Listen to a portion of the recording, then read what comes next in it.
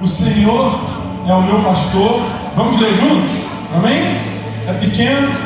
Deixa eu abrir aqui a minha Bíblia que eu fico de frente para vocês. Mas vamos falando. O Senhor é o meu pastor. O Senhor é o meu pastor.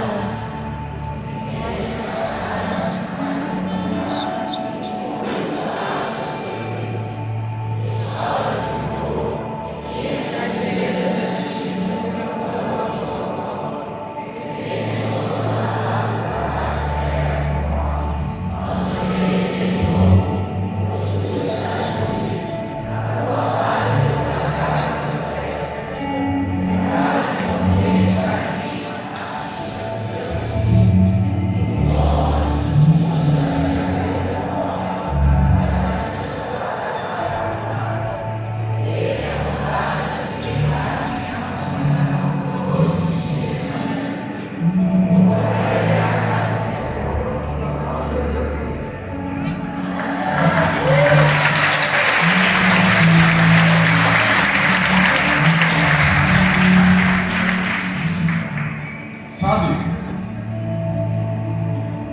mais do que fazer uma lista de bênçãos que Deus pode nos dar, a gente poderia interpretar esse salmo dessa forma, né? A gente poderia hoje falar assim: o Senhor é o meu pastor. Eu poderia dizer para você assim: eu quero fazer aqui e trazer para você 7 características do pastor, 7 bênçãos que o pastor pode dar para a sua igreja, para o seu rebanho. E é muito legal a gente saber aquilo que Deus pode fazer por nós.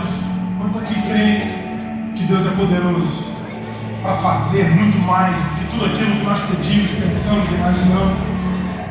Mas eu queria propor aqui uma interpretação um pouco diferente desse salmo, porque ele foi escrito por Davi num momento muito específico da vida de Davi.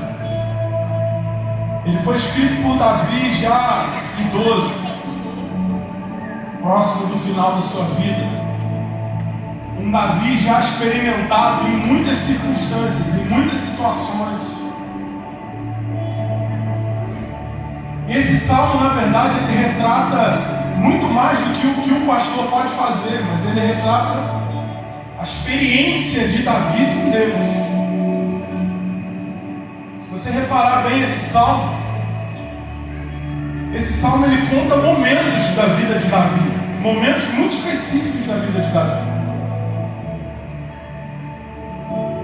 Se você tivesse a oportunidade de encontrar hoje com Davi, e você perguntasse para Davi assim: Davi, como que foi a sua experiência com Deus? Como que é? Sabe, Deus, o que você sabe sobre Deus?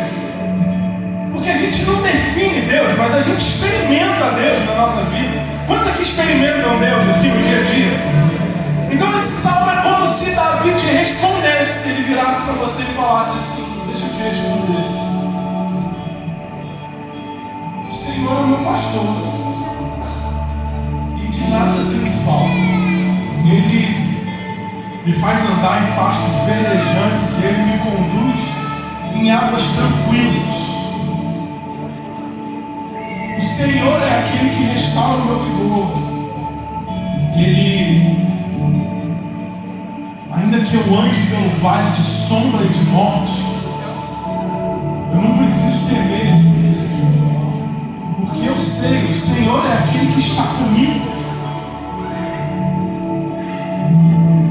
E a sua vara, o seu cajado me protege. Mas não só isso, o Senhor também é aquele que prepara para mim uma mesa na presença dos meus inimigos. E Ele me honra, ungindo a minha cabeça com óleo. E Ele faz meu cálice transbordar. E eu tenho certeza, por tudo isso, que bondade e fidelidade vão me perseguir, vão me acompanhar ao longo de toda a minha vida, enquanto eu viver. Eu tenho convicção disso.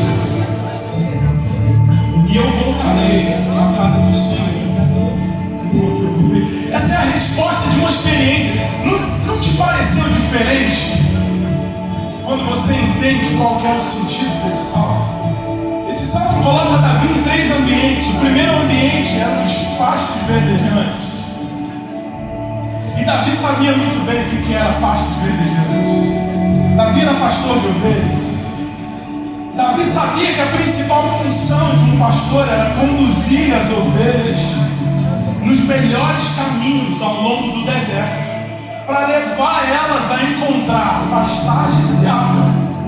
E ele, nesse momento, ele começa com essa imagem. Ele começa falando: Deus é aquele que me conduz. Ele me conduz, ele não me deixa andar sozinho. Não sei se você entrou aqui hoje se sentindo sozinho por alguma razão, mas eu quero dizer para você que você nunca esteve sozinho. Ele te conduz no meio do deserto, no meio das dificuldades, e muitas vezes as ovelhas não entendem muito bem o caminho, mas o pastor sabe por onde ele está conduzindo essas ovelhas, até que chega nos pastos verdejantes, e ele sabe que Deus faz isso porque Davi era um garoto. Nessa fase de Davi, ele era um menino, e ele foi ungido rei, foi um profeta lá na casa dele, mas no dia seguinte ele voltou para o pasto e estava tudo bem, ele tinha uma vida tranquila. Mas no versículo 4 parece que o ambiente muda, porque até o versículo 3 ele está dizendo: o Senhor é meu pastor. Ele está falando de pasto, de verdes pastagens. E aí, se você fechar o olho e imaginar, você vai imaginar um campo verde, uma paisagem linda, águas cristalinas, e Deus restaurando o vigor. No versículo 3 ele fala: restaura-me o vigor. Então é no momento que você está cansado, Deus vem, ele restaura a sua energia, ele restaura a sua força, e é algo maravilhoso. Mas no versículo 4 ele olha e ele fala assim: mesmo quando eu andar por um vale de sombra e de morte. Então muda o ambiente totalmente.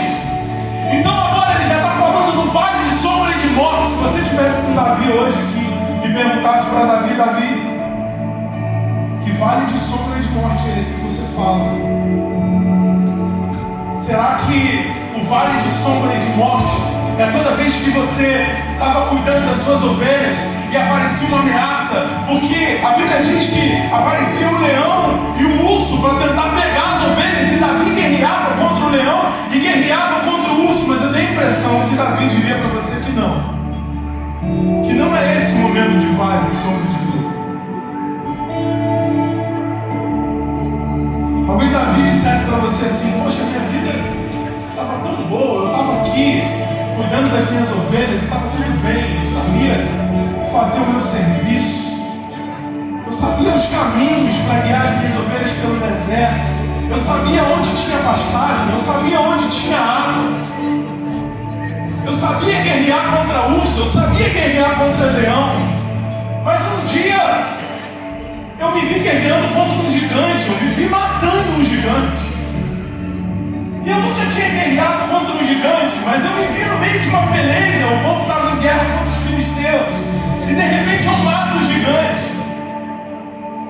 E dali para frente começam a acontecer algumas coisas na minha vida, porque quando eu mato o gigante eu não volto para casa, eu vou para Jerusalém no carro de Saul, que era o rei, e no carro do rei eu vou para Jerusalém, e as pessoas que antes cantavam e celebravam o nome do rei, elas começam a cantar e celebrar o meu nome. De repente eu viro uma celebridade.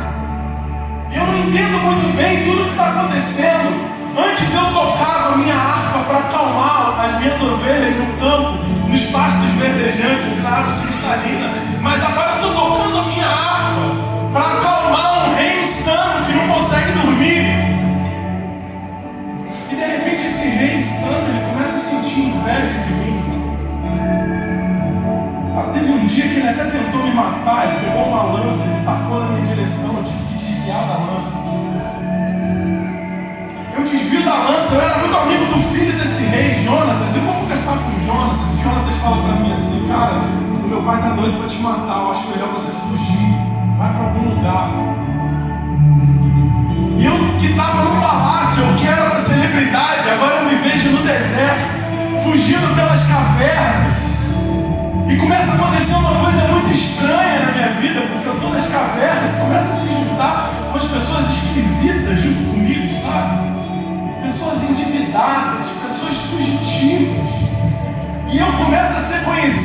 chefe de um bando de delinquentes ali na caverna. A gente andava pelos lugares e as pessoas tinham medo da gente. E todo dia eu dormia e acordava num vale de sombra e de morte. Eu não sabia, mas tinha uma espada constantemente sobre a minha vida. Porque Saul me perseguia pelo deserto e ele queria me matar. E havia uma perseguição constante.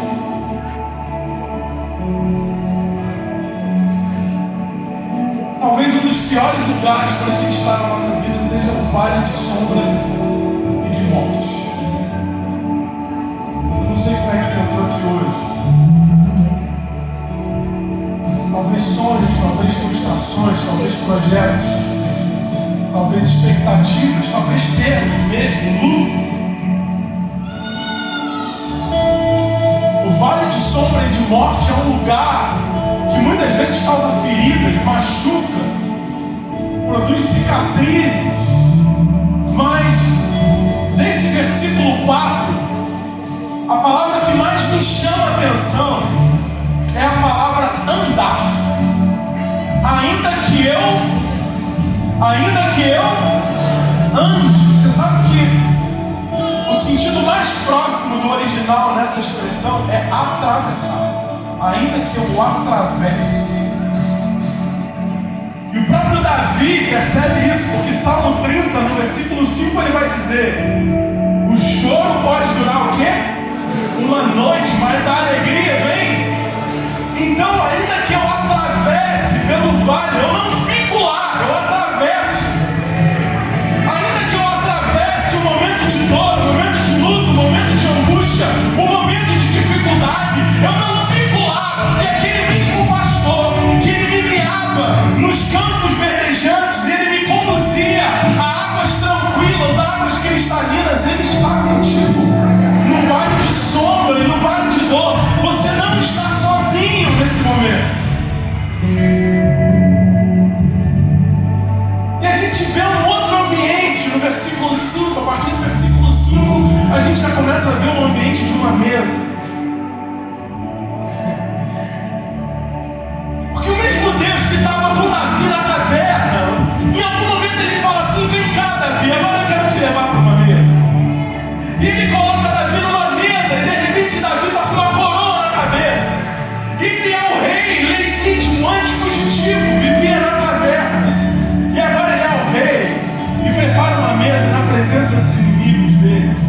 Não para dizer que agora que vocês me viram passar na prova, não me ajudou. Não, não é isso. Sem sabor de mel. Mas é porque a mesa é lugar de comunhão. É porque agora Davi já não é mais um menino. E é porque Deus ele é especialista em dar um novo sentido para as nossas experiências. E a gente já vai encerrar falando exatamente sobre isso.